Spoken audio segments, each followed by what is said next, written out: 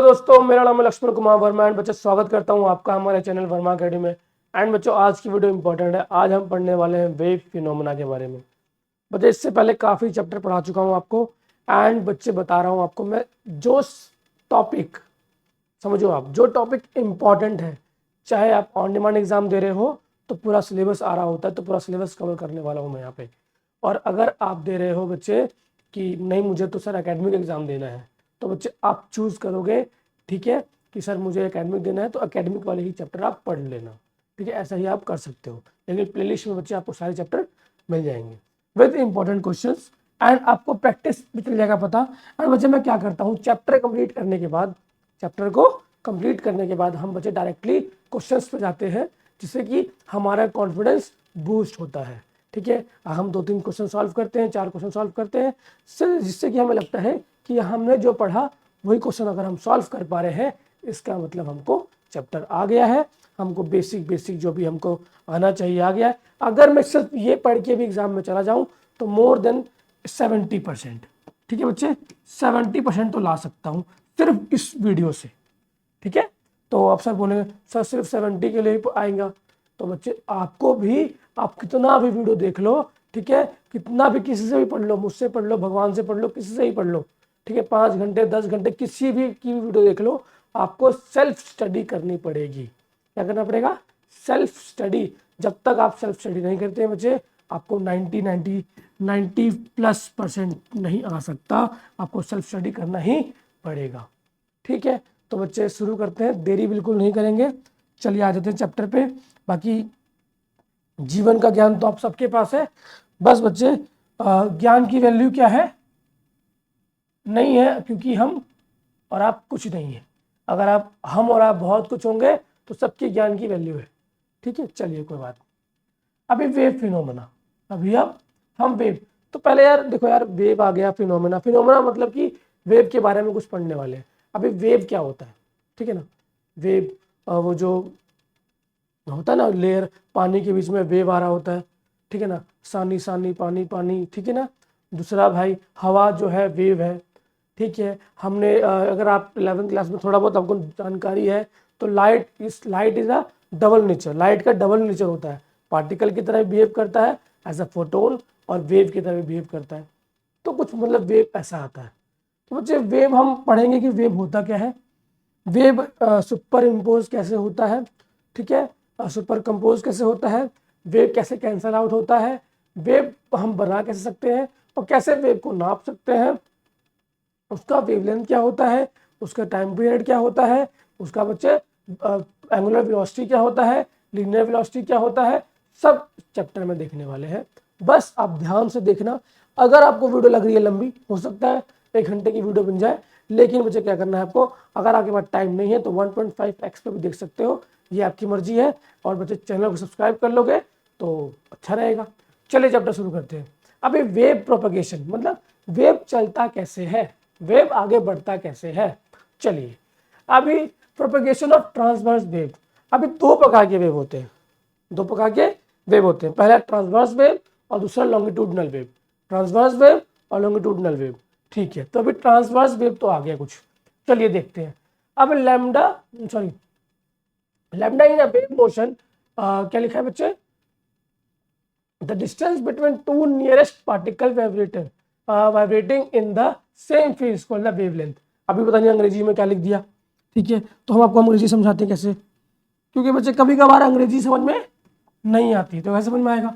चलिए हम समझते हैं यहाँ पे, लाइक दिस इज अ, ठीक है, ये कोई मान लो साइन वेव है ना, ये साइन वेव है, 0 से 0 होता है, यहाँ पे +1 होता है, यहाँ पे ये -1 होता है, ये हमारा π/2 होता है ना बच्चे, ये पाई होता है, ये हमारा होगा 3π/2 और ये 2π, और आगे भी बढ़ता जाता है। हम यहाँ पे साइन वेव बनाया हमने, लाइक साइन थीटा अपने ड्रॉ किया हमने, ठीक।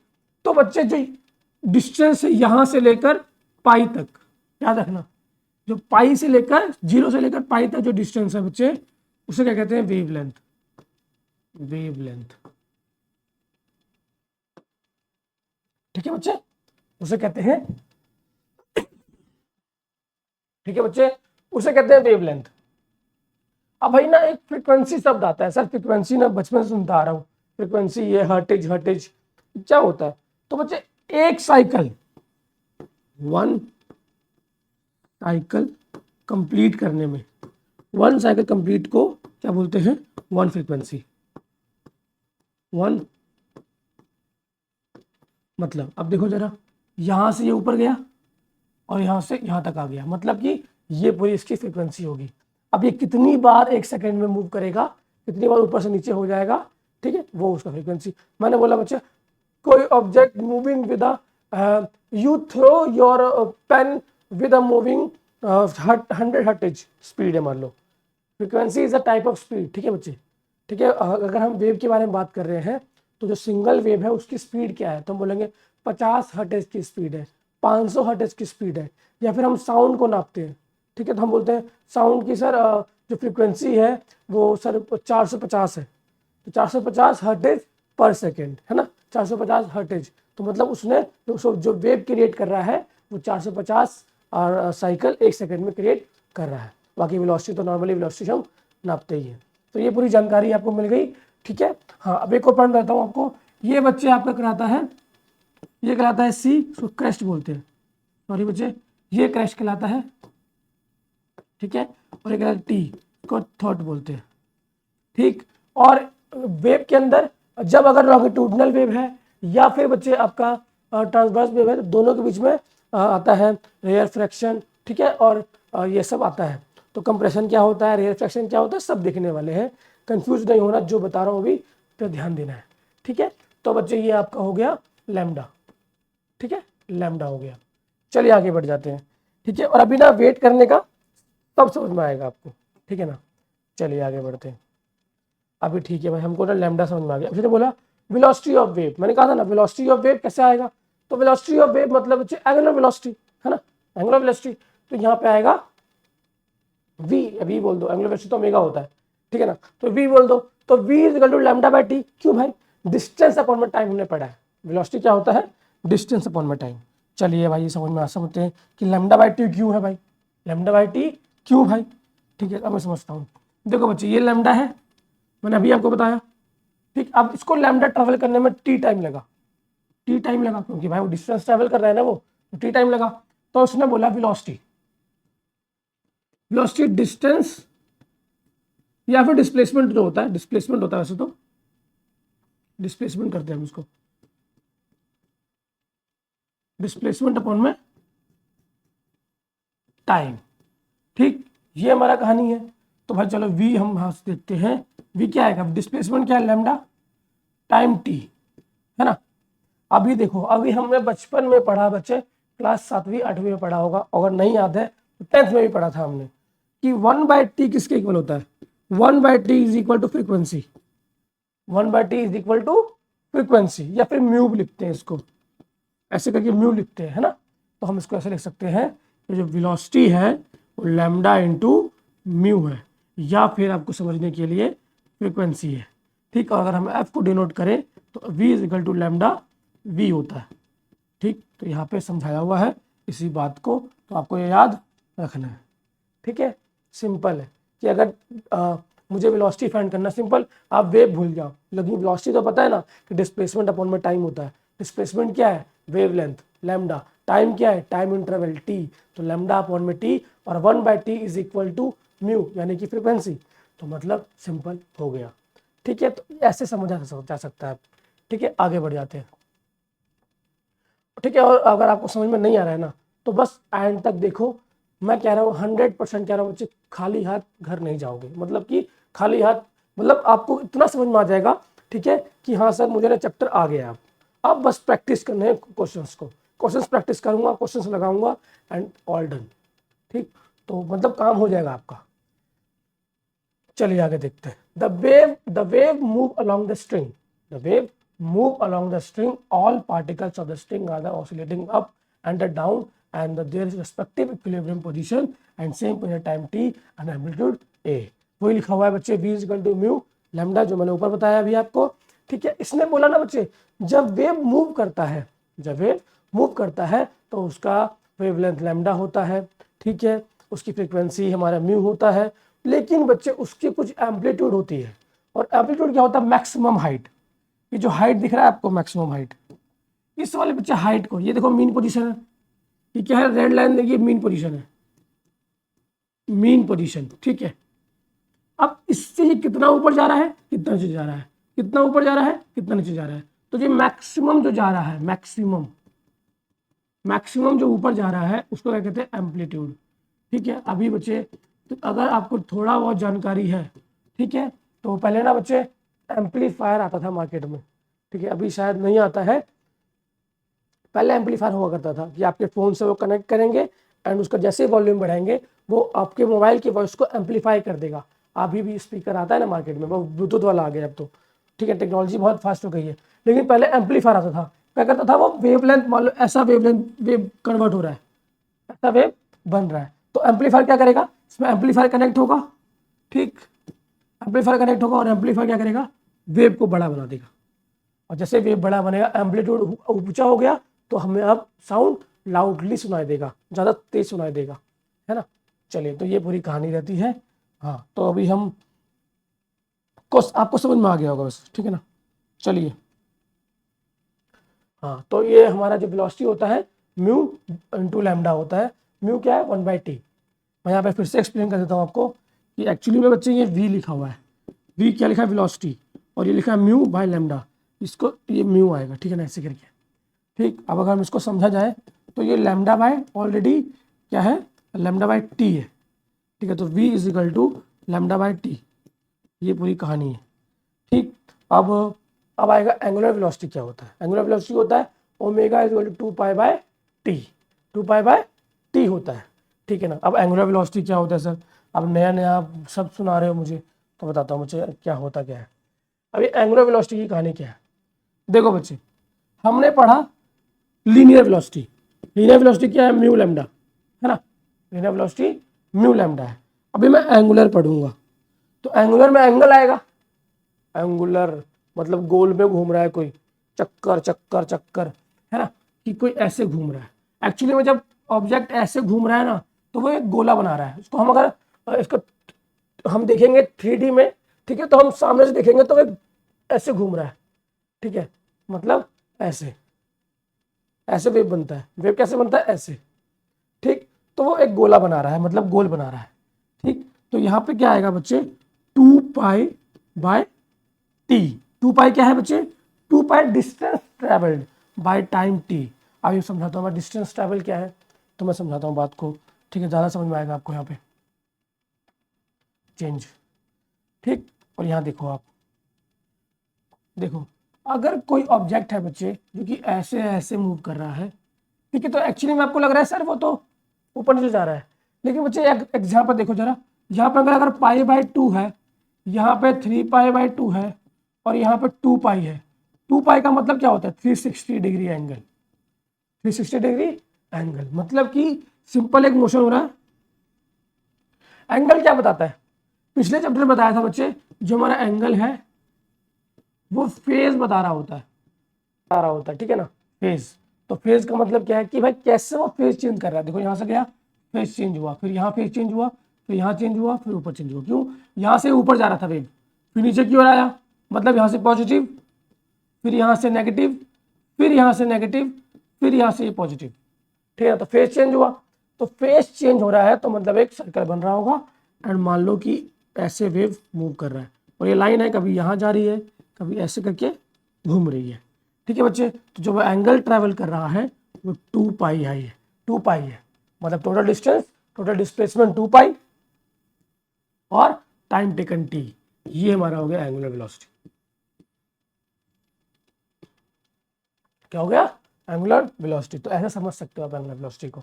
अब इसको आप लिखने का तरीका देखो क्या है, अगर ये ओमेगा है, ठीक, तो 2π/t है, और मैंने अभी आपको बताया 1/t को क्या लिखते हैं, म्यू, ठीक है, फ्रीक्वेंसी होता है, क्या होता है, तो इसको एफ भी लिख सकते हो आप, सिंपल, आप एफ भी लिख सकते हो, स्मॉल एफ, लेकिन म्यू लिखने में थोड़ा अच्छा लगता है, सुंदर दिखता है बुकों में, क्योंकि यही होता है, ठीक है। लेकिन अगर आपको टीचर से बताओगे तो एफ भी लिख सकते हो अपनी सहूलियत के हिसाब से, ठीक। तो अगर हम ओमेगा लिखें तो ओमेगा आ जाएगा 2π/μ, 2 पाई म्यू, और म्यू की वैल्यू क्या है 1/t, ठीक है ना। तो ये आ गया आपका एंगुलर वेलोसिटी। क्या आ गया? Angular velocity.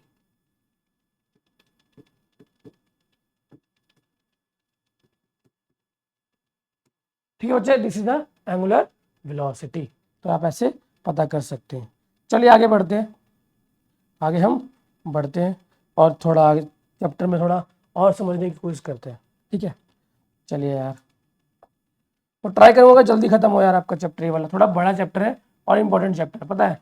अगर आप जेईई मेंस प्रिपेयर कर रहे हो, नीट प्रिपेयर कर रहे हो, चैप्टर बहुत इंपॉर्टेंट है, आएगा ही आएगा क्वेश्चन, तो बनेगा ही बनेगा। ठीक है ना, कि भाई रेयर फ्रैक्शन क्या होता है, बहुत सारे केसेस पे अलग अलग केसेस में अलग अलग क्वेश्चन बन जाते हैं, अगर आप जेईई मेंस और नीट वाला दे रहे हो तो। लेकिन अगर 12वीं एग्जाम के लिए दे रहे हो तो बच्चे सिंपल एंड स्वीट सा क्वेश्चन आता है। आपको क्या बोल दिया जाएगा कि हाँ, वेव का इक्वेशन बनाओ और जो भी like y equal to A sine omega T होता है, ठीक है ना। तो आगे बताऊंगा मैं आपको, वो तो फिर बोलेंगे पहचान के बताओ या फिर वैल्यू पुट करके बताओ और आंसर निकाल के दिखाओ। तो ऐसे क्वेश्चन होता है, ईजी रहता है, मतलब कि पूरी कहानी आसान रहती है। तो हमको यहाँ तक समझ में आ गया है, ठीक है ना, ये वो दिखाया था मैंने आपको।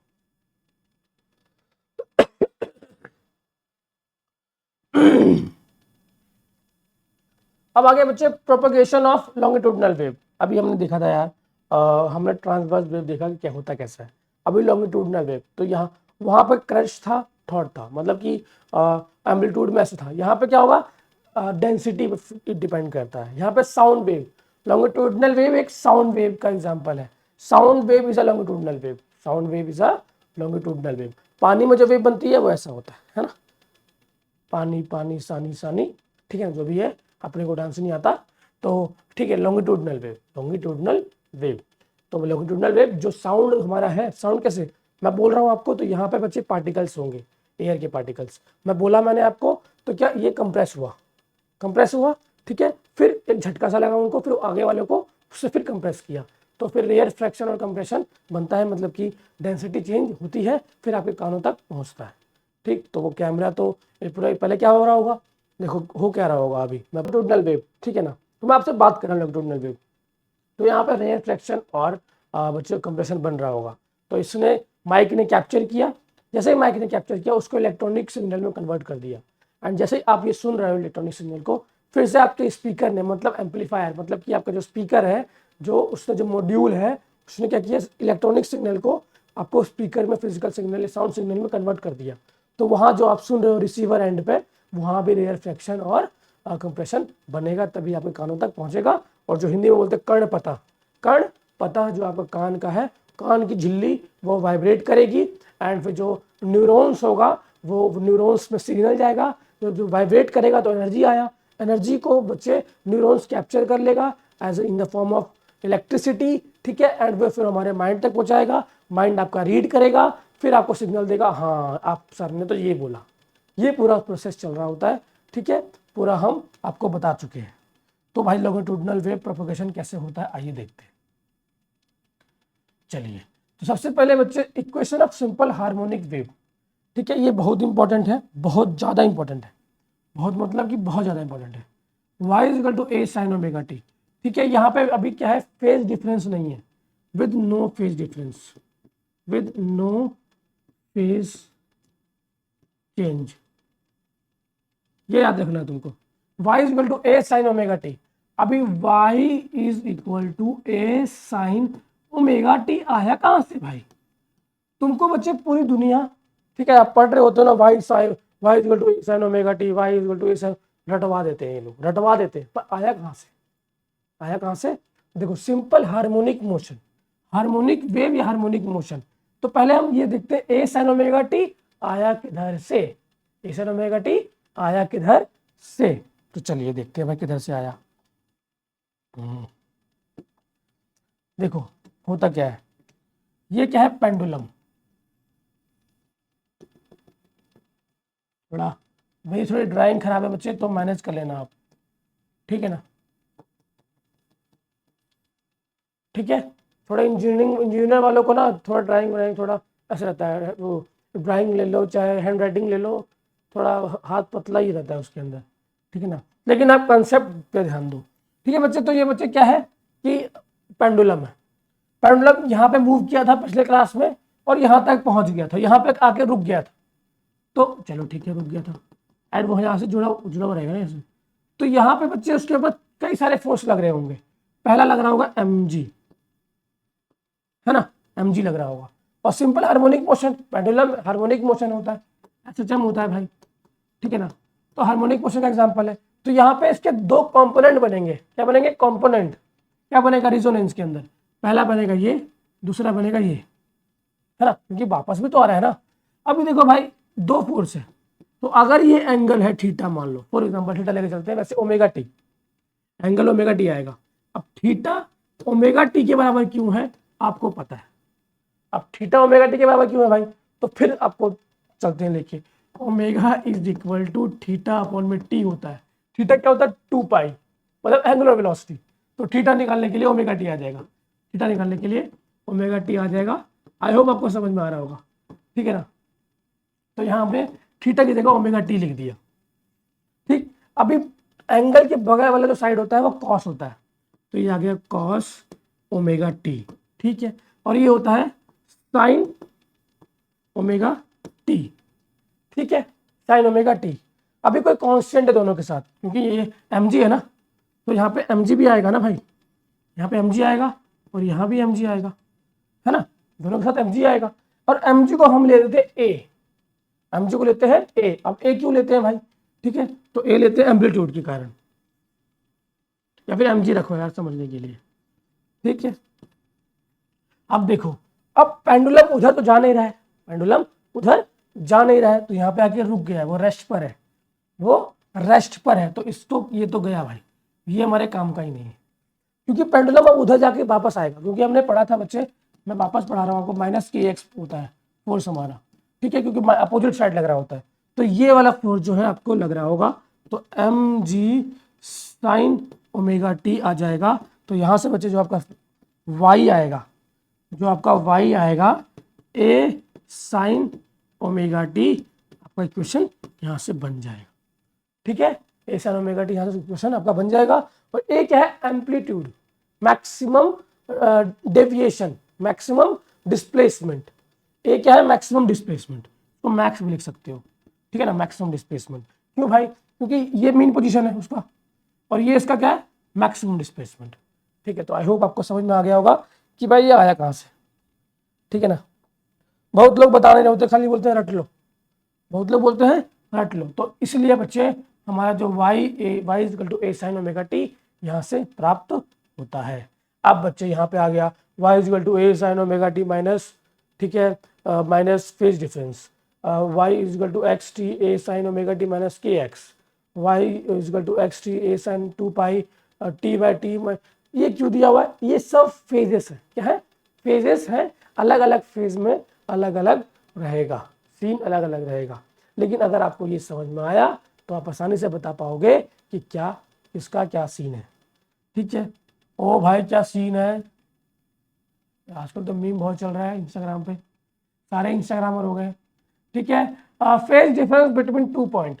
अब 2 पॉइंट के बीच में फेज डिफरेंस कैसे कैलकुलेट करते हैं? तो y is equal to a sin omega t minus K X, पहला क्या है? पहला वेव का equation y is equal to a sin omega t minus K X, ये याद रखना है भाई, और रट्टा नहीं लगाया है मैंने, मैं उस चीज से समझाया मैंने, और आपको भी बता रहा हूँ, आपको भी समझ में आएगा, ठीक है। कहीं ना कहीं बच्चे हम भी तो पढ़ते होंगे ना, हमने भाई जब हम भी 12th में रहे होंगे एक टाइम पे, तो बच्चे कभी कभी क्या होता है, या तो आपको टीचर के द्वारा समझ में आता है, या तो आप खुद से पढ़कर समझ लेते हो चीज़ों को कि हो कैसे रहा है, ठीक। तो आपको जो मैं बता रहा हूँ आपको समझ में आ रहा है। y is equal to a sin omega t minus K X, और दूसरा क्या है? y is equal to a sin omega t minus K X plus delta X. Plus delta X क्या है? जो एक्स्ट्रा जो x डेल्टा x है बच्चे, वो डिस्प्लेसमेंट है, एक्स्ट्रा डिस्प्लेसमेंट। तो एक्स्ट्रा डिस्प्लेसमेंट के कारण एक्स्ट्रा फेज आएगा, फेज मतलब कि एंगल, एक्स्ट्रा एंगल, है ना, एक्स्ट्रा एंगल आएगा। तो यहाँ से बच्चे एक्स्ट्रा क्या है इसके अंदर, अगर हम इसको सॉल्व करने जाएंगे, तो अगर मैं मान लो सॉल्व करूंगा इसको, तो क्या आएगा बच्चे? सिंपल, अगर ये आएगा omega T minus K x minus के डेल्टा एक्स, तो यही तो एक्स्ट्रा है भाई, तो यही तो एक्स्ट्रा है, डेल्टा एंगल, डेल्टा इसको फेज बोलते हैं, क्या बोलते हैं? फेज, ठीक है। तो के डेल्टा एक्स, आप बोलोगे सर के डेल्टा एक्स, के का मतलब क्या है? तो के ही तो आपका फेज है, ये तो आपका फेज है। अब इसको समझो, तो 2 pi by lambda into delta x, और यहाँ से आपका वैल्यू आ जाएगा 2 पाई लैम्डा x2 माइनस x1, मतलब कि फाइनल माइनस इनिशियल। और अगर टाइम के अकॉर्डिंग में देखा जाए कि डेल्टा टाइम में कितना चेंजेस आ रहा था, तो सिंपल अगर हम लिख सकते हैं कि delta x is equal to, हम लिखेंगे 2 पाई लैम्डा डेल्टा एक्स, और यहाँ से अगर आप कैलकुलेट करना चाहोगे तो ये आ जाएगा आपका 2 पाई लैम्डा T2 माइनस T1, है ना, और यहाँ पे साइन आ जाएगा नेगेटिव। तो यहाँ से बच्चे आप क्या कर सकते हो, डेल्टा, ठीक है बच्चे, ये फाइंड कर सकते हो। तो ऐसे इस प्रकार से तरीके से इस्तेमाल करके आप फेज डिफरेंस भी निकाल सकते हो। लेकिन बच्चे आपको फेज डिफरेंस निकालने के लिए एग्जाम में नहीं आता। एग्जाम में क्या आएगा, लॉन्गिट्यूडनल वेव क्या होता है, उसका एप्लीकेशन बताओ, साउंड वेव जो है हमारा वो बनता कैसे है, रेयर फ्रैक्शन क्या होता है, साउंड वेव का स्पीड कैसे कैलकुलेट करते हैं, मतलब बहुत चीज़ें आएंगी। सिर्फ एग्जाम में बच्चे आपको ना क्या करेंगे, आपका कॉन्सेप्ट चेक करने के लिए। अभी आप सोच के देखो, जो एग्जाम बना रहा है, जो क्वेश्चन पेपर बना रहा है, वो क्या सोच के बना रहा होगा कि आपको फेल करना चाहता है? वो नहीं। अगर मैं बच्चे पेपर बना रहा हूँ तो मैं कभी नहीं चाहूँगा कि जिसको मैंने पढ़ाया है, जो एडमिशन ले रहा है, वो फेल हो। वो चाहता है हर बच्चा पास हो। तो बच्चे वो इजी से लेकर मीडियम देन हार्ड बनाता है। तो हार्ड वाला बच्चे हमको तो टच ही नहीं करना है। अगर हमको नहीं आता है तो हमको नहीं छूना है। लेकिन बच्चा अगर बेसिक कॉन्सेप्ट भी क्लियर रहेगा तो हम ईजी और मीडियम कर सकते हैं। और बच्चे 80% पार्ट तो ईजी और मीडियम का ही रहता है, ठीक है ना। तो ये पूरी कहानी रहेगी और आपको समझ में आ रहा है, मुझे पता है। बस क्या करना है, वीडियो को शेयर करना है तो ज़्यादा समझ में आएगा, ठीक, क्योंकि दोस्तों के साथ मिल के पढ़ोगे फिर। चलिए आगे बढ़ते हैं भाई, ठीक है। तो यहाँ से phase difference 2 pi by lambda और T2 माइनस T1, ठीक है ना। तो यहाँ से कैलकुलेट कर सकते हो।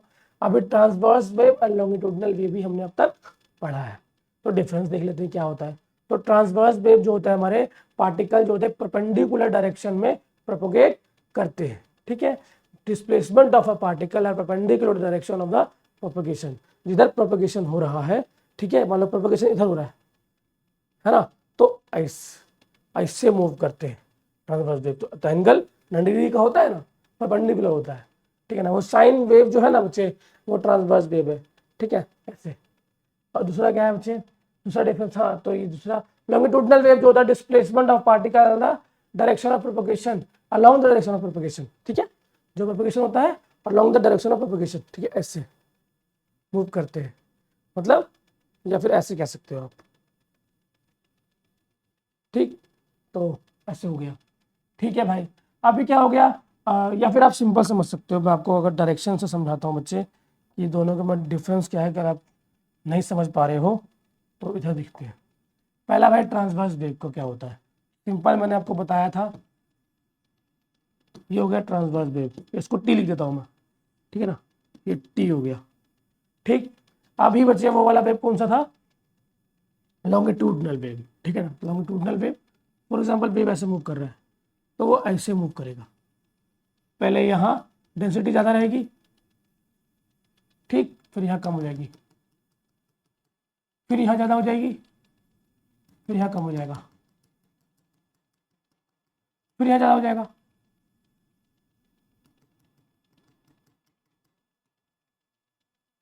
ऐसे मूव करता है, ठीक। इसको कहते हैं एल या फिर लॉन्गिट्यूडनल। एल से गलत समझ जाओगे आप तो लॉन्गिट्यूडनल, ठीक है ना। तो लॉन्गिट्यूडनल ये होता है लॉन्गिट्यूडनल वेव, ये होता है हमारा ट्रांसवर्स वेव। तो यहाँ पे देखो एंगल जो होता है 90 डिग्री का होता है, परपेंडिकुलर, ठीक। तो ऐसा पूरी कहानी है। अभी और एग्जाम्पल है, मतलब और डिफरेंस भी है, तो और डिफरेंस भी देखते हैं ना। और डिफरेंस क्या है भाई, the transverse wave look crest and throat propagating in the medium. जो ऊपर का पार्ट होता है, ऊपर वाला पॉइंट जो होता है वो क्रेस्ट होता है, ठीक है भाई। ये सब बेसिक चीज़ें हैं। ये क्रेस्ट है, ये थ्रॉट है, यहाँ पे ये कंप्रेशन, ये रेयर फ्रैक्शन, रेयर फ्रैक्शन। ठीक, ये पूरी कहानी रहती है। चलिए आगे बढ़ते हैं भाई। और क्या दिया है भाई, transverse wave can only be transmitted in the solid और द सरफेस ऑफ लिक्विड। मतलब ट्रांसवर्स वेव जो होता है सिर्फ सॉलिड और लिक्विड के सरफेस पर ही काम करता है, क्योंकि भाई वो परपेंडिकुलर होता है ना, पानी तो वेव ऐसे ही रहेगा ना, तो इसलिए।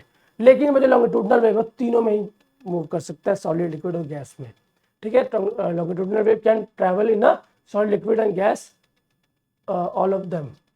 In case of transverse wave, the displacement distance graph give the actual picture of wave itself. मतलब कि अगर हम ट्रांसवर्स वेव का हम डिस्प्लेसमेंट डिस्टेंस ग्राफ बनाए तो वो एक्चुअल पिक्चर बना रहा होता है, क्योंकि मैंने जो आपको दिखाया, ठीक है ना, कि ये जो एक्चुअल पिक्चर है ना, कहाँ गया, ये रहा। तो जो ये क्या है, एक्चुअली में हमको वेव भी ऐसे मूव करता है और ग्राफ भी इसका ऐसे ही बनता है, ठीक है ना, लेकिन इसका कहानी कुछ और रहता है, इसकी कहानी कुछ है रहती है। चलिए देखते हैं कहानी क्या है इसकी। इसकी कहानी है भाई, in case of longitudinal wave the graph only represent the displacement of particle and different point of time. मतलब सिर्फ और सिर्फ डिस्प्लेसमेंट बताता है, डिस्टेंस के बारे में बताता नहीं है, ठीक है ना। तो ये डिफरेंस है, और ये डिफरेंस जानना बहुत जरूरी, इसलिए बच्चे एग्जाम में पूछ लेते हैं, कभी कभार डायरेक्टली 3 मार्क्स में पूछ लेंगे कि what is the difference between the transverse wave and the longitudinal wave. तो आप सिंपल से 3-4 पॉइंट लिख दोगे, आपकी कहानी बन जाएगी, अच्छे मार्क्स आ जाएंगे। अब essential properties of the medium, essential property of medium, medium के क्या क्या प्रॉपर्टीज है जो कि इंपॉर्टेंट है। Propagation of a longitudinal and transverse by mechanical wave. ठीक है भाई, अब दोनों ही वेव मैकेनिकल वेव है, ठीक है ना। अब देखो मैकेनिकल, जब हम पढ़ते हैं ना बच्चे वेव के बारे में, तो मैकेनिकल वेव को 2 भागों में डिवाइड किया गया, ठीक है। पहला हमारा ट्रांसवर्स वेव, फिर लॉन्गिट्यूडनल वेव, एंड बच्चे उसको भी काफ़ी भागों में डिवाइड किया जाता है, लेकिन आपके काम का नहीं है, तो हम आगे जाएंगे नहीं, इसको पे ज़्यादा ध्यान, इस पे ज़्यादा ध्यान देंगे, ठीक है। पहले क्या था, particle of a medium must be passes masses. और सही बात बोला ना कि हर पार्टिकल के पास अपना खुद का मास होना चाहिए। अगर मान लो कोई पार्टिकल इसका खुद का मास ही नहीं है, तो रेयर फ्रैक्शन और कंप्रेशन होगा कैसे, मतलब पार्टिकल के पास खुद का मास होना चाहिए, ठीक है भाई। The medium must possess elasticity, medium के पास क्या हो, इलास्टिसिटी हो, मतलब कि उसके पास ऐसा पावर हो कि वो इलास्टिसिटी प्रॉपर्टी, पहले वो फ्लोर्स को कंप्रेस कर सके, फिर वो रेयर फ्रैक्शन बना सके, कंप्रेस और रेयर फ्रैक्शन बना सके, उसके बाद ये प्रॉपर्टी होनी चाहिए, ठीक है ना। अगर मान लो इलास्टिक प्रॉपर्टी नहीं है, इलास्टिक प्रॉपर्टी नहीं है, तो मान लो अगर एक बार रेयर फ्रैक्शन हुआ, फिर तो वो मान लो एक बार कंप्रेशन हुआ, फिर तो वो दबा रह जाएगा, फिर तो वो हटेगा ही नहीं। तो पार्टिकल को क्या होने पड़ेगा, पार्टिकल्स को बच्चे इलास्टिसिटी रहना पड़ेगा कि वो दबने के बाद वापस अपनी रियल पोजीशन पे आ जाए, ठीक है, और ये सिस्टम चलता रहे, ठीक है। इसलिए ये लिखा हुआ है, longitudinal wave for the propagation in the medium require the volume elasticity, but transverse wave medium modulus of rigidity, ठीक है, कि जो transverse wave modulus of rigidity चाहिए होता है उनको, और बच्चे जो हमारे लॉन्गिट्यूडनल होता है उनको इलास्टिसिटी चाहिए होता है वॉल्यूम का। क्यों भाई, कभी तो कंप्रेशन और रिफ्लेक्शन होगा, कंप्रेशन और रिफ्लेक्शन रेगुलर बनेगा, तभी तो हम सुन पाएंगे साउंड वेव को, ठीक है। अभी यहाँ पे एक इंपॉर्टेंट टॉपिक आता है बच्चे, velocity of longitudinal and transverse wave in an elastic medium. मतलब कि लॉन्गिट्यूडनल वेव और ट्रांसवर्स वेव का बच्चे इलास्टिक मीडियम के अंदर क्या वेलोसिटी रहेगी उसके बारे में देखेंगे।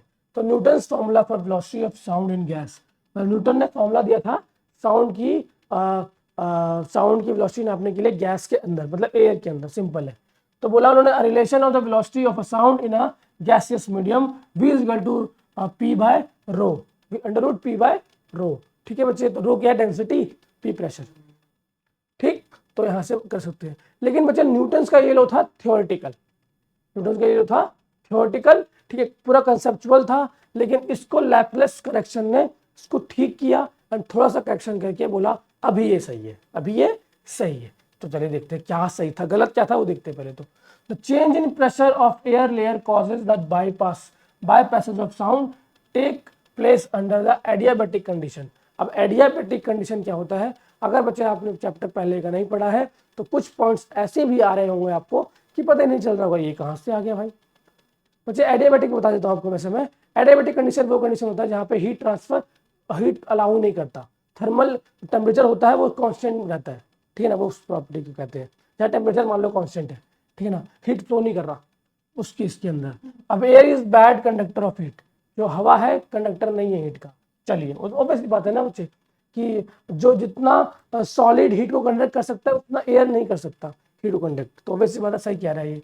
Compression and rarefaction caused by the sound are not too rapid permit heat of flow, मतलब सही है ना, कंप्रेशन और रेयरफेक्शन जो है हीट ऑफ फ्लो को आसानी से जल्दी से नहीं कर सकता, जल्दी से नहीं कर सकता, ठीक है ना। तो जो चेंजेस उन्होंने लेके आया था, जो हम वो लेके आए, E is equal to gamma P, is equal to gamma P, उन्होंने क्या बोला, out during the compression, flow in the during the rarefaction, मतलब ड्यूरिंग द रेयरफेक्शन और कंप्रेशन के कारण कंप्रेशन में जो हीट फ्लो हो रहा था या होता है वो फास्टली नहीं होता है, कुछ दिक्कतें आती हैं उसको, तो E इज इक्वल टू जो होता है गामा पी होता है, और गामा की वैल्यू CP बाय CB, ठीक है। अब CP CB पता होना चाहिए, स्पेसिफिक, ठीक है ना, specific heat at as constant pressure P and CB no specific heat at constant volume V, ठीक है, CP by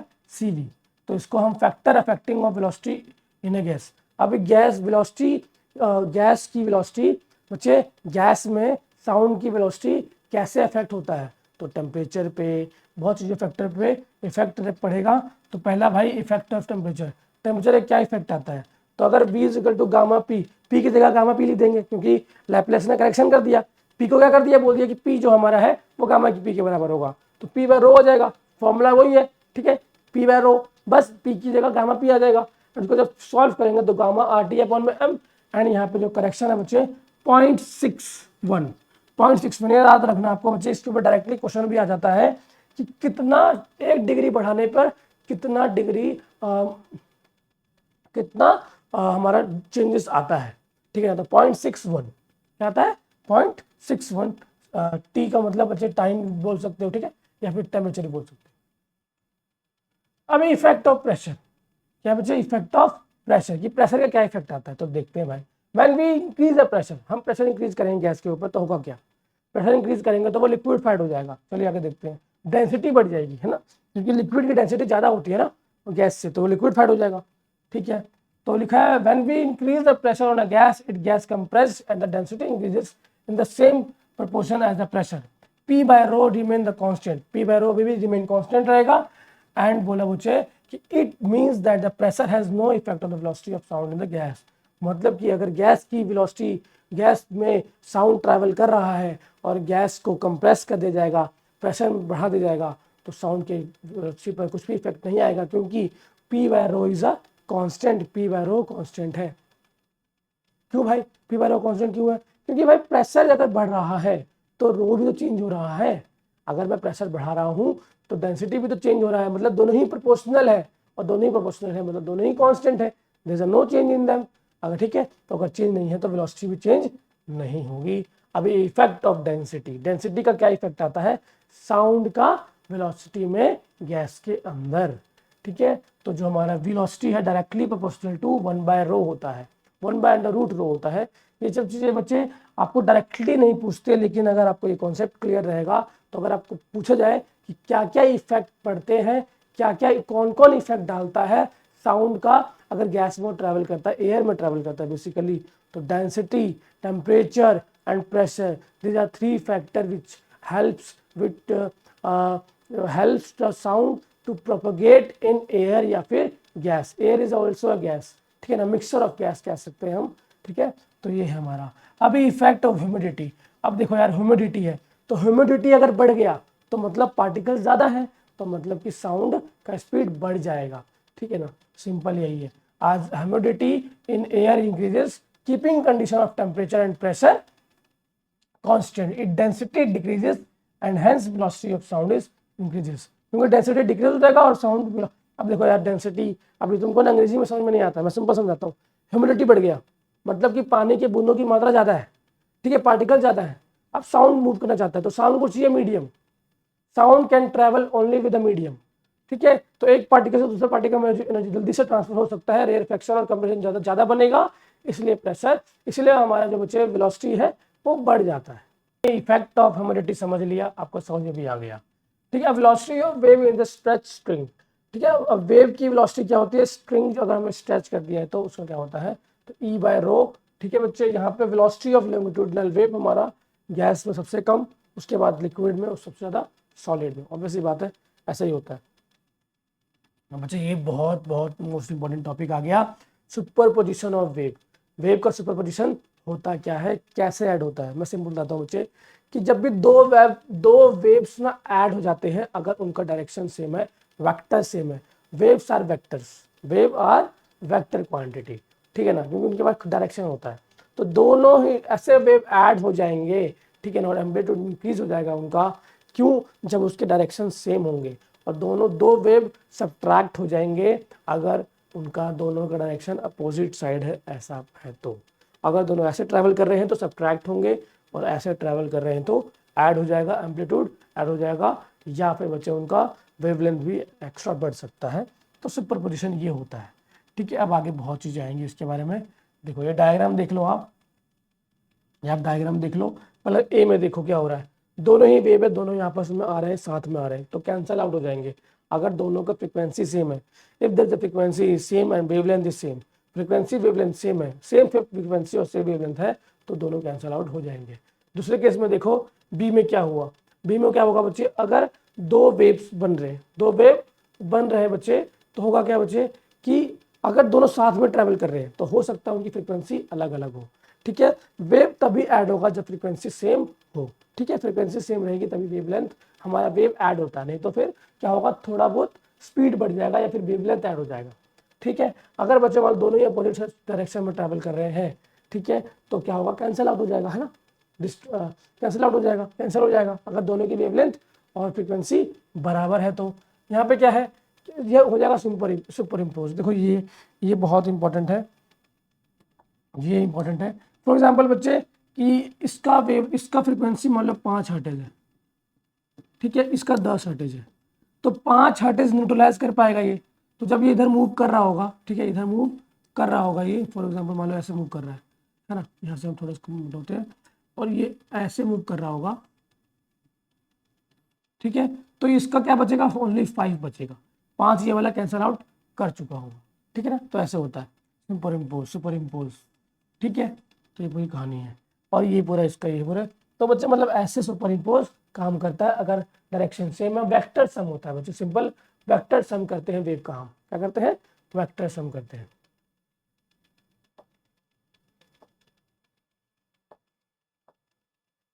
eight the point where the two pulse overlap, ऐसा पॉइंट जहाँ पे दो पल्स मतलब कि उसके वेव, ठीक है, ओवरलैप करते हैं, resultant displacement is a vector sum होता है, वेक्टर सम होता है displacement due to the each of two waves pulse, this is called the principle of superposition. मतलब कि दो पल्स हमारे ऐड हो जाएंगे अगर दोनों का क्या होगा, डिस्प्लेसमेंट सेम है, मतलब कि वेवलेंथ सेम है, ठीक है ना, ये पूरी कहानी है। अब reflection and the transmission of wave, कि रिफ्लेक्शन और ट्रांसमिशन होता कैसे, देखो when reflection take place from the denser medium the wave undergoes a phase change by pi and it is a suffer the phase reversal. मतलब कि reflection कैसे होता है, सिंपल है बात कि वजह मान लो कि ना यहाँ से वेव जा रही है और ये पूरा हार्ड बॉडी है, हार्ड बॉडी, तो टकराएगी और वापस आ जाएगी, है ना, टकराएगा और वापस आना शुरू हो जाएगा, तो मतलब पूरा का पूरा 180 डिग्री का फेज चेंज हो गया, मतलब 80 डिग्री का एंगल चेंज हो गया, सिंपल बात यही है, रिफ्लेक्शन उसको कहते हैं। अब ट्रांसमिशन ऑफ वेव, तो वो ट्रांसमिट कर जाएगा, तो देखिए ट्रांसमिशन होता क्या है, ठीक है ना। तो thus the reflection from the rare medium no phase change take place. अगर रेयर मीडियम से रिफ्लेक्शन होगा, अगर डेंसर मीडियम है वहां से हुआ तो वापस 80 डिग्री का 180 का चेंज आएगा। रेयर मीडियम है, रेयर फ्रैक्शन मीडियम है, तो वो आगे पास कर जाएगा, पास कर जाएगा, तो मतलब वही होगा ट्रांसमिशन, ठीक है। Thus when reflection take place from the denser medium, the longitudinal wave are the reflected without change of type and with the change of in sign। सिर्फ साइन चेंज होता है, मतलब अगर प्लस के साइड जा रहा है तो नेगेटिव के साइड वापस आ जाएगा टकरा करके, ठीक है, रिफ्लेक्ट करके। And no on reflection from the rare medium longitudinal wave is reflected back without change in sign but the change in type, ठीक है, कि वो जब ट्रांसमिशन होगा तो रेयर फ्रैक्शन से वो जाकर टकरा कर वापस तो आएगा, साइन सेम रहेगा, लेकिन बच्चे उसका लॉन्ग क्या होगा हमारा, उसका बच्चे टाइप चेंज हो जाएगा विद चेंज इन टाइप। तो ये पूरी कहानी थी हमारा रिफ्लेक्शन और ट्रांसमिशन का। अभी बचा super position of wave and travelling in the same direction. मैंने क्या कहा था बच्चे आपको कि जब डायरेक्शन सेम रहेगा तो जो हमारे वेक्टर सम होता है वेव का वो ऐड हो जाता है, सम अप हो जाता है, ठीक है ना। तो सम हो जाएगा। यहाँ पे क्या लिखा हुआ है कि अगर y1 है a1 sign omega T minus K x है, ये पहला वेव है, ठीक है। यहाँ से दूसरा वेव क्या है y2 equal to a2 sine omega T minus K X plus phase angle, ठीक है ना, वो फेज एंगल है। तो क्या दोनों ही सेम डायरेक्शन में अगर, तो क्या सुपर इम्पोज करेंगे, सुपर इम्पोज कर जाएंगे, मतलब दोनों ही ऐड हो जाएंगे, सिंपल है, ठीक है ना। तो इंटरफेरेंस ऑफ वेव, वेव का इंटरफेरेंस क्या होता है, तो इंटेंसिटी आई मैक्स अपॉन में I minimum is equal to I one plus I A one plus A two का होल स्क्वायर अपॉन में A minus A one minus A two का whole square. इसको इस फॉर्मूला से लिखते हैं। And बच्चे ये फॉर्मूला इंपॉर्टेंट है, डायरेक्टली बच्चा अगर वैल्यू देकर आपको एग्जाम में पूछ लिया जाता है, ठीक है, इंटरफेरेंस ऑफ वेव का। अब बीट्स देखते हैं। बीट, बीट क्या होता है बच्चे कि कैसे बीट्स कर रहे हैं ना, जैसे कि आपका दिल का धड़कन है, ठीक है, आपका हार्ट बीट करता है तो 72 बीट्स पर मिनट, ठीक है। तो ऐसा तो देखते हैं the number of beats heard in per second equal to difference in the frequency of two tuning fork, ठीक है।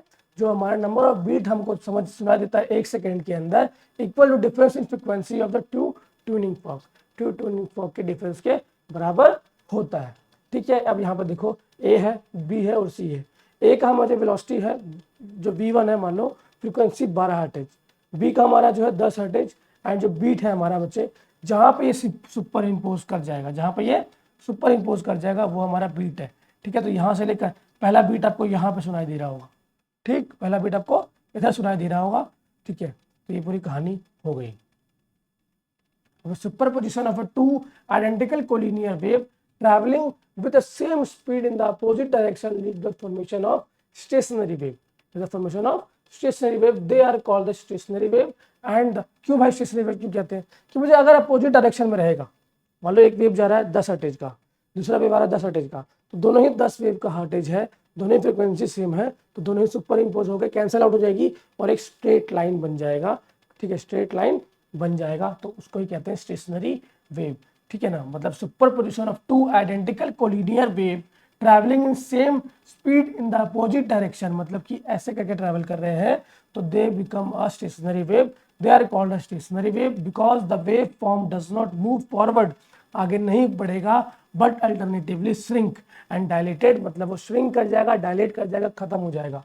And the energy merely surge back and forth, so on average there is a no net flow of energy past as a point, ठीक है बच्चे। तो ये समझ में आया आपको सुपरपोजिशन होता कैसे है। अगर साथ में है तो ऐड होगा, अपोजिट में होगा तो कैंसिल आउट हो जाएगा और कैंसिल आउट होकर स्टेशनरी वेव बनाएगा, ठीक है। अब कैरेक्टरिस्टिक ऑफ म्यूजिकल साउंड, अब म्यूजिकल साउंड के अलग अलग कैरेक्टरिस्टिक्स होते हैं, पिच होता है, लाउडनेस होता है, ठीक है ना। तो ये आप बच्चे क्लास 7th में पढ़ा था आपने, ठीक है, साउंड वाले चैप्टर के अंदर, ठीक। तो पिच क्या होता है, the term pitch is a characteristic of musical notes, ठीक है, जो कि हाई पिच और लो पिच, हाई पिच और लो पिच में, ठीक है, कटराइज करने के लिए नोट्स को कटराइज की, और जो सारे गामा पा जो होता है बच्चे उसको हाई पिच सा, लो पिच सा। अब मुझे म्यूजिक का उतना बच्चे नॉलेज नहीं है, लेकिन पिच जो होता है बच्चे किसी भी सुर, जो सुर है आपका उसका सबसे हाईएस्ट पॉइंट और सबसे उसका लोएस्ट पॉइंट पिच कहलाता है, ठीक है। तो सबसे लोएस्ट पॉइंट उसका लो पॉइंट है, सबसे हाईएस्ट पॉइंट उसका हाईएस्ट पॉइंट है। फॉर एग्जांपल सा, तो सा सा सा, ठीक है। हमने उतना म्यूजिक तो सीखा नहीं है, लेकिन ये होता है बच्चे पिच। अब loudness, loudness of a sound is a subjective term. अभी बच्चे देखो, जो साउंड मुझको लाउड लग सकता है, हो सकता है वो साउंड आपको लाउड ना लगे, तो ये एक सब्जेक्टिव टर्म है आपके लिए। जो अच्छा, जो गाना आपको अच्छा लगता हो, मुझे लगता है ये बेकार है, जो पसंद नहीं आ रहा, ठीक है ना। तो जो हमको कानों को पसंद ना आए, समझ में ना आए, बहुत हाईली, ठीक है ना, इरिटेटिंग जो होता है वो लाउडनेस समझ। अब यहाँ पे समझो, तो लाउडनेस जो है साउंड का एक सब्जेक्टिव इफेक्ट है, effect of intensity of sound receive by the listener ear. आपके the intensity of wave in the average amount of energy transported by the wave per unit area per second normally across the surface at given point, मतलब कि पर unit area में पर second में कितनी energy आ रही है, वही लाउडनेस है। मतलब 1 सेकंड में मान लो 10 जूल एनर्जी है किसी साउंड के अंदर, एंड वो 1 सेकंड में 10 जूल आ गया, तो उसके लिए मान लो वो लाउडनेस है। और किसी साउंड के अंदर 2 जूल आ रहा है, 2 जूल कम है, ठीक है ना। तो ये पूरी कहानी है। अब बच्चे ऑर्गन पाइप, ठीक है। ऑर्गन पाइप क्या होता है? सिंपल बच्चे 3 प्रकार का होता है, ओपन क्लोज, ठीक है। ऑर्गन पाइप्स क्या है बच्चे? सिंपल डिवाइस होता है जो कि साउंड क्रिएट करता है। A wooden or metal pipe producing a musical sound called the organ pipe, ठीक है। ऐसा पाइप, ऐसा मेटल पाइप या फिर वुडन पाइप जो कि साउंड क्रिएट करने में हेल्प करता है उसको कहते हैं organ pipes. In both and pipe पर, अगर दोनों ही पाइप ओपन है, दोनों ही एंड में पाइप ओपन है तो ओपन पाइप, और एक साइड क्लोज है तो मुझे क्लोज पाइप कहते हैं उसको, और अगर एक साइड में क्लोज है उसको क्लोज पाइप कहते हैं। देखो दो, ये मान लो पाइप ये वाला, दोनों साइड ओपन है तो ओपन पाइप, बस ये इसका किसी और का एग्जाम्पल है, ठीक है ना। और एक साइड क्लोज है तो क्लोज पाइप, ठीक है। यहाँ पे देख लो बच्चे, यहाँ पे क्या आ रहा है? नोड्स है, यहाँ पे एक ही नोड है, यहाँ पे एक दो दो नोड्स है, यहाँ पे 1 2 3 नोड्स है, ठीक है ना। तो आपको बता रहे हैं नोड्स कैसे। नोड्स क्या होता है बच्चे? जहाँ पे साउंड, जहाँ पे वेवलेंथ जीरो, जहाँ पे वेवलेंथ जीरो होता है उसको नोड बोलते हैं, ठीक है ना। किसी भी वेव के अंदर देखो, अभी मैं वेव बना रहा हूँ यहाँ पे, है ना, और दूसरी वेव ऐसे आ रही है और दोनों ही सुपर इम्पोज कर गई, दोनों ही सुपर इम्पोज कर गई। मैं अगर आपको यहाँ ड्रॉ करके दिखाऊं, फॉर एग्जाम्पल चाहिए, पहली वेव गई ऐसे, ठीक, दूसरी वेव क्या गई ऐसे, है ना, दोनों वेव ऐसे गई। तो जो ये पॉइंट है, ये पॉइंट है, ये पॉइंट है क्या? Node N1 N2 N3 N4, और ये मान लो यहाँ भी नोड होगा, ये NO, ठीक है। तो ये इसके नोड्स हो गए जो कि 0.0 जो है उसका। चलिए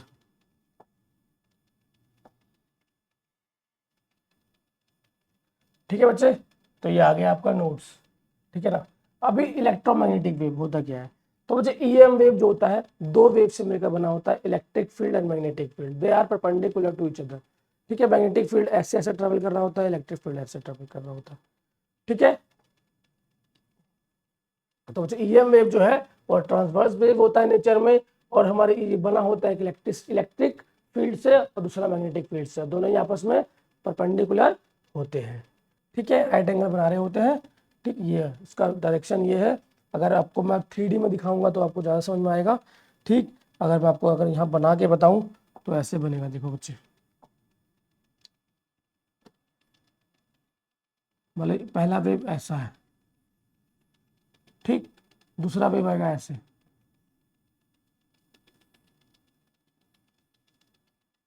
दूसरा वेव आएगा ऐसे,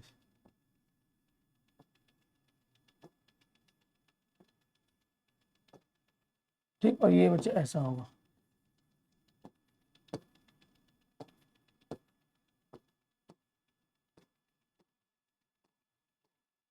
ठीक। तो जो ब्लैक वाला वेव है वो क्या बच्चे बच्चे वो हॉरिजॉन्टल है और ये वर्टिकल है, और दोनों के बीच में 90 डिग्री का एंगल होता है, 90 डिग्री एंगल परपेंडिकुलर होते हैं वो दोनों, दोनों ही इलेक्ट्रिक और मैग्नेटिक फील्ड परपेंडिकुलर होते हैं। जो कैथोड रे ट्यूब अगर आपने पढ़ा होगा तो यहाँ पर ईएम वेव का ही इस्तेमाल किया जाता है बम्बार्डमेंट के लिए, ठीक है ना। चलिए अब इलेक्ट्रोमैग्नेटिक स्पेक्ट्रम में बच्चे ये बहुत इंपॉर्टेंट है और आपको लाइफ में हर जगह काम आएगा, ठीक है ना। कि भाई भाई एक्सरे क्या होता है? तो एक्सरे आप जब आने जाते हो तो उसकी फ्रिक्वेंसी कहाँ से लेकर कहाँ तक बिलोंग करती है, ठीक है ना। उसका जो वेवलेंथ होता है कहाँ तक कहाँ बिलोंग करता है। तो पहले एक्सरे आता है, फिर उसके बाद बच्चे अल्ट्रा वायलेट आता है, उसके बाद विजिबल लाइट आता है, फिर इंफ्रारेड, फिर माइक्रोवेव, रेडियो वेव, उसके बाद बहुत सारे वेव आते हैं, गामा वेव्स, ठीक है ना, बीटा वेव्स, और उसके बाद बच्चे अल्फा रेज भी आता है, एंड बच्चे उसके बाद आता है आपका कॉस्मिक वेव्स, ठीक है ना। तो बहुत सारे होते हैं, लेकिन आपको ध्यान रखना है कि लगभग लगभग 450 से लेकर 750 नैनोमीटर जो हमारा होता है वो वेवलेंथ होता है किसका? हमारा विजिबल लाइट का, ठीक है ना, जो हमको आंखों से दिख रहा है। इंफ्रारेड भी हम आंखों से नहीं देख पाते हैं। मुझे अगर एग्जांपल बताऊं मैं आपको कि कैमरे से जो आपका रिमोट है उससे जो रिमोट का जो बल्ब होता है उससे आप देख रहे हैं कैमरे से चेक करके उसमें लाइट जलता है, लेकिन आपको आंखों से दिखेगा नहीं वो, क्योंकि हम इंफ्रारेड लाइट को नहीं देख पाते, हम इंफ्रारेड लाइट को नहीं कैप्चर कर पाते, हमारी आंखें नहीं कैप्चर कर पाती क्योंकि उसका वेवलेंथ ज़्यादा होता है हमारे विजुअल लाइट से, ठीक है ना। तो लेकिन मुझे कैमरास जो है कॉन्टैक्ट कैमरा कर लेती है कैप्चर। अगर मैं आपको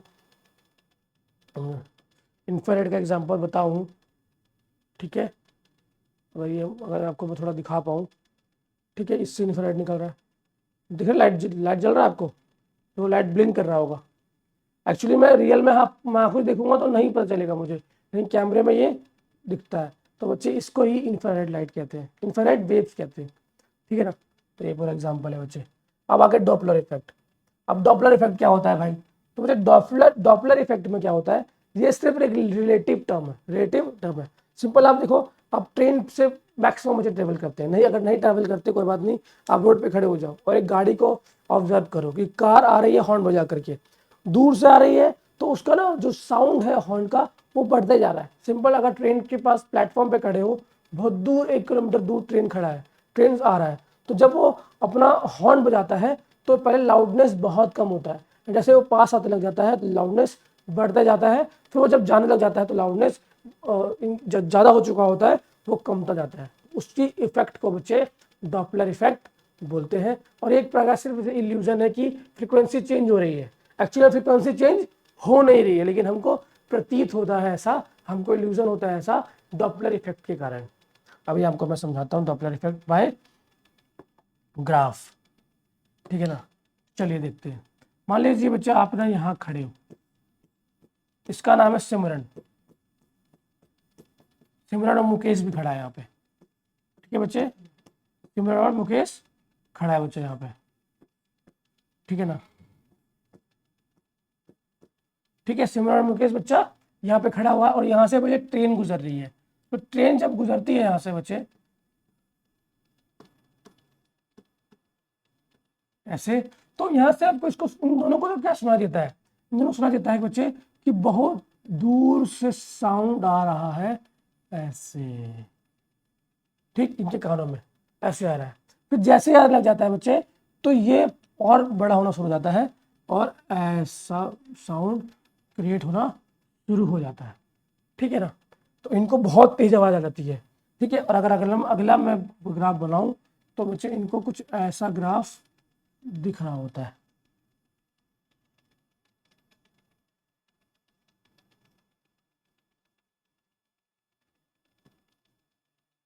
ठीक। और मान लो बच्चे यहाँ पे जो बच्चा है वहां पे ये बच्चा खड़ा है, ठीक है। अभी देखो ये डॉपलर इफेक्ट का काम करेगा, ठीक। बहुत दूर से आ रहा है, बहुत दूर से आ रहा है, फ्रिक्वेंसी बढ़ते जा रहा है, बढ़ते जा रहा है, उसको बच्चे बहुत लाउडनेस सुनाई दिया ट्रेन का। फिर जैसे ही वो जाना शुरू हो गया, तो जैसे जाने लगा वो कम गया, स्पीड उसकी कम गई, फ्रिक्वेंसी कम गई, ठीक है ना। तो ऐसा नहीं है कि वो रियल में कम गया, नहीं ऐसा नहीं है, उसको सिर्फ डॉपलर इफेक्ट के कारण उसको ऐसा महसूस हुआ, ठीक है, इल्यूजन क्रिएट हुआ, उसी को कहते हैं डॉपलर इफेक्ट। ये एक रिलेटिव टर्म है, डॉपलर इफेक्ट, डॉपलर इफेक्ट। चलिए आगे देखते हैं।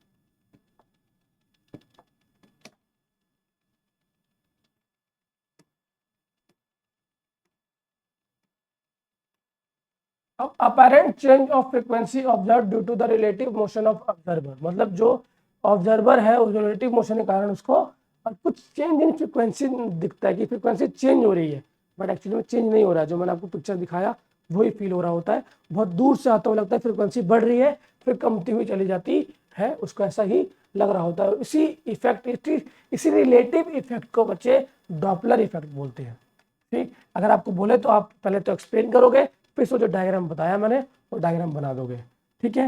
एंड बच्चे पूरा ये कहानी है, अगर ये डायग्राम अगर आपको समझ में आ रहा है तो ये भी बना सकते हो, लेकिन जो आपको मैंने बताया वो मोर देन इनफ है। और यहाँ पे कुछ क्वेश्चंस आ गए बच्चे जो कि इंपॉर्टेंट है, अगर हम सॉल्व कर पा रहे हैं इसका मतलब हमको आ गया है।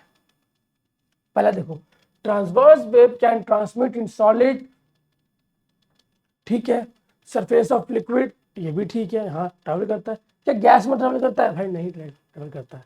ट्रांसवर्स वेव सिर्फ सॉलिड और सरफेस ऑफ लिक्विड में ही ट्रैवल करता है, मतलब कि इसका आंसर डी है, इसका आंसर डी है।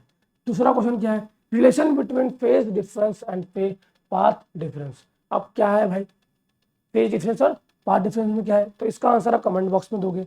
और बच्चे तो मैं क्या बोलता हूँ बच्चे, आप ट्राई किया करो कि खुद से भी क्वेश्चन सॉल्व किया करो, ठीक है। जब आप खुद से क्वेश्चन सॉल्व करते हो ना तो आपको क्या कॉन्फिडेंस बूस्ट होता है पहली बात, और आपके कॉन्सेप्ट भी क्लियर रहते हैं। जब तक बच्चे आप अपना दिमाग इस्तेमाल नहीं करोगे, सेल्फ स्टडी नहीं करोगे तो काम थोड़ा नहीं बनेगा। तो मतलब यहाँ से पढ़ के जाओ एंड बच्चे 10 मिनट और पढ़ लोगे, खुद से समझ लोगे कि हाँ सर ने क्या बताया था, तो आपको ज़्यादा समझ में आएगा। ठीक है बच्चे, कोई नहीं बोलेगा आपको कि सेल्फ स्टडी करो, सिर्फ वो बोलेंगे सर सिर्फ मेरी वीडियो देखो, सिर्फ मेरी वीडियो देखो सब समझ में आएगा। बच्चे ऐसा नहीं होता है। ठीक है, आपको मैंने सब बताया, ठीक है ना, आपको मैंने सब बताया, लेकिन अभी भी बच्चे क्या हो गया कि कुछ ना कुछ आपको कैप्चर करना रह गया होगा आपको, ठीक है ना, नहीं हो पाया होगा, नहीं समझ में आया होगा। लेकिन जब आप दोबारा खुद से बुक से ट्राई करोगे ना, तो अपने आप वो क्लिक हो जाएगा कि हाँ ये तो ऐसे हुआ था, ये तो ऐसे समझ में हुआ, ये तो हाँ नोट तो ऐसा होता है, डॉपलर इफेक्ट तो ऐसे काम करता है। तो बच्चे समझ में आएगा, लेकिन आपको पढ़ना पड़ेगा।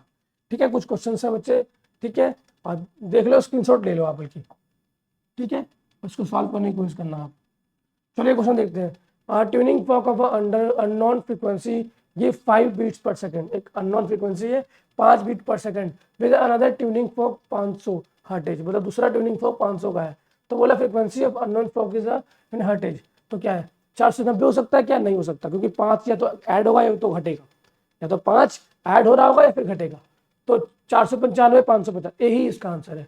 10 बढ़ घटा दिया, 10 ऐड कर दिया, नहीं, ठीक है, सेम रह गया, ऐड कर दिया, नहीं भाई, क्योंकि 5 हर्टेज है ना, तो घट रहा होगा या फिर ऐड हो रहा होगा, ठीक है ना। तो यही इसका आंसर है। ठीक है बच्चे, इसका आंसर है। और ये आपका चैप्टर खत्म होता है, और ये कुछ लॉन्ग टाइम इंपॉर्टेंट क्वेश्चन है, इसको नोट डाउन कर लो, लिख लो, सॉल्व करने की कोशिश करो। हो गया तो भाई कहानी हो गया डन, बस चैप्टर में इतना ही था। ठीक है, इंपॉर्टेंट क्या था, लॉन्गिट्यूडनल वेव, ट्रांसवर्स वेव क्या होता है, एंड इक्वेशन ऑफ बच्चे वेव का इक्वेशन क्या होता है और बनता कैसे है, ए साइन ओमेगा टी क्यों आता है, मैंने आपको बताया था। ठीक है, तो यहाँ से आप देख सकते हो, है ना, अगर मैं आपको दिखाऊं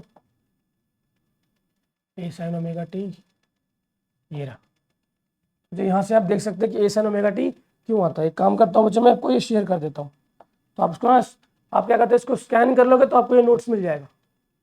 ठीक है, थोड़ा टाइम लग रहा है इसको। एंड बच्चे पता क्या करोगे आप बच्चे वीडियो देखने के बाद वीडियो शेयर भी किया करो, लाइक भी किया करो, और सब्सक्राइब भी किया करो। ठीक है, क्योंकि बहुत सारे बच्चे ऐसे होते हैं जो कि सब्सक्राइब नहीं करते हैं। सब्सक्राइब नहीं करोगे बच्चे तो कुछ लोगों को लगता है कि सही नहीं है, लेकिन है सब सही। इसको आप स्कैन कर लोगे QR कोड अपने फ़ोन से, ठीक है, स्क्रीनशॉट ले लो, ठीक है, डायरेक्टली स्कैन कर लो गूगल पे, तो आपको ये जो 8-9 पेज है, आपको जो इंपॉर्टेंट मैंने बताया आपको ये मिल जाएगा, स्कैन कर लो। ठीक है, बाकी बच्चे वीडियो में इतना ही था। वीडियो में कुछ भी अच्छा लगा हो वीडियो को लाइक करना, चैनल को सब्सक्राइब करना। मिलता हूँ नेक्स्ट वीडियो में, तब तक के लिए बच्चे जय हिंद बच्चे।